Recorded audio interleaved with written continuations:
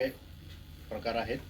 सर्पदंश बऱ्याच वेळेस आता वाढायला लागलाय. जसं की बिबट्या बाहेर निघतोय, तसं आता पावसाळ्यामध्ये बऱ्याच ठिकाणी किंवा पेरिफेरीमध्ये शेतात काम करणारे लोक किंवा घराच्या आजूबाजूला कुठलं काही काम करण्यात आलं, झाडतोड करण्यात आली, तर तिथून साप निघतात आणि ते अननोइंगली चावतात. तर साप चावल्यानंतर खूप पॅनिक सिच्युएशन तयार होते की आता काय केलं पाहिजे. तर प्रकार असतात सापाचे, जे नॉन टॉक्सिक असतात, जे अविषारी असतात आणि विषारी साप असतात. बऱ्याच वेळेस असा गैरसमज होतो की हा अविषारी साप असेल किंवा विषारी साप असेल. तर दोन्ही गोष्टींमध्ये एक तर दुर्लक्ष होतं किंवा खूप जास्त घाबरून त्याच्यामुळे पॅनिक सिच्युएशन तयार होऊन गंभीर समस्या निर्माण होते. पेशंट घाबरल्याने जास्त आजारी होतो. अशा वेळेस त्वरित पेशंटला इमोबिलाइज करणं, म्हणजे त्याचे जे जखम आहे जिथं साप चावला आहे ती जास्त न हलवता, आणि जे बऱ्याचशा पेरिफेरीला काय करतात की तिथं कट देता, चावा घेऊन तिथून ओढण्याचा प्रयत्न करता किंवा नॉट मारता. तर ह्या गोष्टी न करता जवळच्या हॉस्पिटलमध्ये डॉक्टरांकडे पेशंटला दाखवून आणि सुसज्ज हॉस्पिटल ज्या ठिकाणी सर्व गोष्टी उपलब्ध आहे अशा ठिकाणी पेशंटला शिफ्ट केलं गेलं पाहिजे. जसं की ज्या हॉस्पिटलमध्ये इमिडिएट त्याच्यासाठी जे ॲलर्जिक रिॲक्शन उद्भवते साप चावल्यामुळे, पॉयझनस साप असेल तर त्याचे दुष्परिणाम वाढायला लागतात. त्यासाठी अँटीस्नेक वेनम असतं, ते दिलं गेलं पाहिजे त्वरित. आणि पेशंटने जेव्हा कधी साप चावला जातो तो कुठल्या प्रकारचा आहे त्याचं वर्णन जर करता आलं तर तेही फायद्याचं ठरतं की साप हा कुठल्या प्रकारचा होता. सापाचे काही प्रकार असतात हिमेटोटॉक्सिक, म्हणजे ते साप चावल्यानंतर रक्तावर परिणाम होतो आणि रक्त खूप घट्ट किंवा पातळ होतं, त्याच्यामुळे शरीरावर परिणाम होऊन जीवाला धोका उद्भवतो. दुसरा असतो कार्डिओटॉक्सिक, जे साप असतात ते हृदयावर परिणाम करतात आणि हृदय खूप फास्ट करतात किंवा खूप स्लो करून हृदय बंद पाडतात, त्याच्याने जीवाला धोका उद्भवतो. तर हे असे वेगवेगळ्या प्रकारचे साप असतात आणि त्याची वेगवेगळी ट्रीटमेंट असते. त्यामुळे सुसज्ज हॉस्पिटल असतात तशा ठिकाणी त्या पेशंटला हलवून ती पुढची ट्रीटमेंट केली गेली पाहिजे. आता मागच्या 15 दिवसात आमच्याकडे 2 असे साप चावलेले पेशंटचे केसेस आढळले. त्याच्यात एक हिमेटोटॉक्सिक म्हणजे रक्तावर परिणाम केलेला पेशंट होता. एक पेशंटला हार्टवर परिणाम झाला होता, हार्ट एकदम स्लो झालं होतं. आपल्याकडे सर्व सुविधा उपलब्ध असल्यामुळे त्यांची योग्य ट्रीटमेंट झाली आणि हे पेशंट पूर्णपणे बरे होऊन गेले.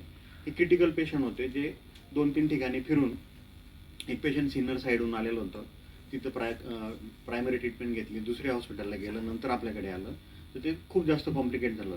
तसंच पेशंट जर लवकर हॉस्पिटलला आलं तर ते लवकर बरे होतात, कॉम्प्लिकेशन प्रिव्हेंट करता येतं. दुसरा विषय आहे केमिकल पॉयझनिंग.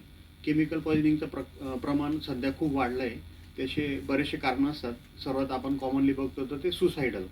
कोणी काही रागाच्या भरात मनाविरुद्ध घडलं किंवा कुठल्याही सिच्युएशनमुळे सुसाईड म्हणून जे घरात काही औषध सापडेल, केमिकल सापडेल ते पिऊन टाकतात आणि त्याच्यामुळे पॉयझनिंग होते. जास्त करून जे असतात घरात पडलेल्या वस्तू, फिनाईल असेल, केमिकल जे खटनील म्हणा किंवा कॉक्रोच मारण्यासाठीचं औषध, उंदीर मारण्यासाठीचं औषध, मॉस्किटोसाठीचे जे असतं आपलं गुड नाईट वगैरे लिक्विड, अशा प्रकारची औषधं बरेच पेशंट पिऊन येतात. आणि जे शेतात काम करणारे किंवा शेताच्यासाठी वापरणाऱ्या पेस्टिसाइड्स असतात, शेतामध्ये जे जंतुसंसर्ग असतात फळांना किंवा शेतातल्या ज्या काही पिकं असतात त्याला प्रिव्हेंट करण्यासाठी, तर ते पिऊन येतात. तर याच्यामध्ये घातक कुठलं आहे आणि ज्याच्याने त्रास कमी होणार आहे असे कुठले आहेत त्याच्यानुसार वेगवेगळी ट्रीटमेंट असते. सर्वात पहिलं तर 2 प्रकार असतात. एक करोसिव्ह, म्हणजे जे ॲसिड असतं आणि ते आपल्याला जखम क्रिएट करतं, जाळून टाकतं. जे आपण तोंडातून आतड्यांपर्यंत जे औषध जातं ते औषध जर ॲसिडिक असेल तर ते जाळून टाकतं, त्याची वेगळी ट्रीटमेंट असते.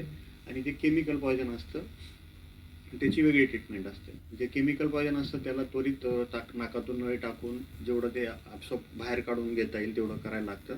आणि त्याच्यानुसार त्याचं जे ॲब्सॉर्प्शन आहे शरीरात न होऊ देता किंवा कमी प्रमाणात झालं तर पेशंट लवकर रिकवर होतं. जे खूप उशीर झालेला असतो ज्या पेशंटला ते पॉयझन ॲब्सॉर्ब झालं आहे, त्याच्यासाठी ते जे काही औषध घेतलं आहे त्याचं अँटीडोट उपलब्ध असतात, जे की मोठ्या हॉस्पिटल्समध्ये सहसा असतात, लहान हॉस्पिटलमध्ये नसतात. आणि ते पेशंट सिव्हिल हॉस्पिटल किंवा अशा ठिकाणी पाठवले जातात. तर आपल्याकडे असे पेशंट आता रिसेंटली मागच्या महिन्याभरात बरेचसे पेशंट ट्रीट झाले आणि चांगले होऊन गेले.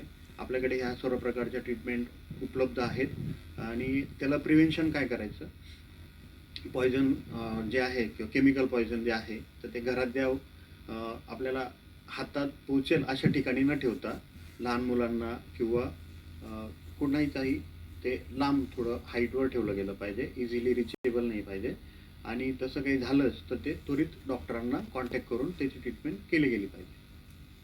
थँक्यू. सर, माझा एक प्रश्न आहे. प्रश्न करतो लॅब 1 लॅब 2 तर त्यातला कुठला ग्राह्य धरला पाहिजे रिपोर्ट? लॅब 1 लॅब 2 म्हणजे आपण काही तपासणी केल्यानंतर ना, तर तपासणी केल्यानंतर एक वेळेस केलं, 2 वेळेस केलं, त्यातला कुठला ग्राह्य धरता असा report कसं असतं, असावा? डेंग्यूचं जे आहे ना इन्फेक्शन, एक इन्क्युबेशन पिरियड म्हणतो आपण त्याला. ओके. डास चावला आणि त्याचे लक्षणं सुरुवात व्हायला एक वेळ जातो, 3 ते 7 दिवसाचा.